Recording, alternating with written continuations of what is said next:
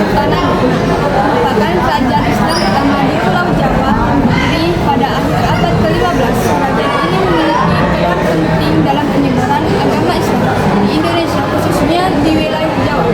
Demak tidak hanya menjadi pusat pemerintahan, tetapi juga pusat dakwah Islam yang didukung oleh para wali, seperti Wali Songo. Sebagai kerajaan maritim, Demak berkembang pesat dalam bidang perdagangan dan pelayaran. Letaknya yang strategis di pesisir utara Jawa menjadikan Demak sebagai pusat aktivitas ekonomi dan politik pada masa itu.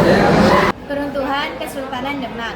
Keruntuhan Demak disebabkan oleh konflik internal perbuatan kekuasaan setelah wafatnya Sultan Trenggana.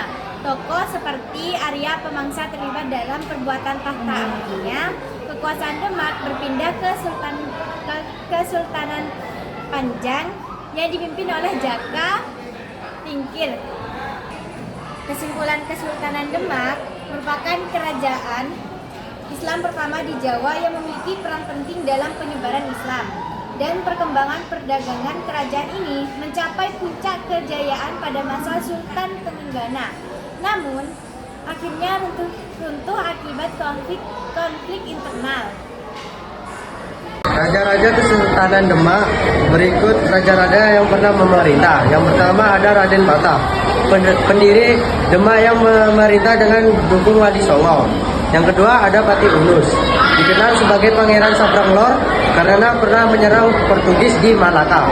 Yang ketiga ada Sultan Trenggana, membawa Demak mencapai puncak kejayaan dan memperluas wilayah kekuasaan.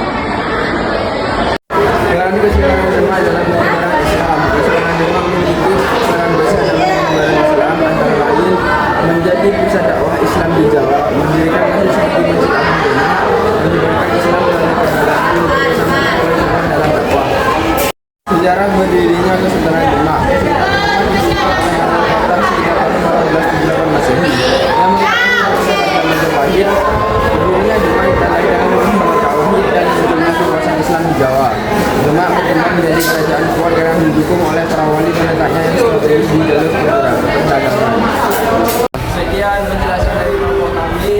Wassalamualaikum warahmatullahi wabarakatuh.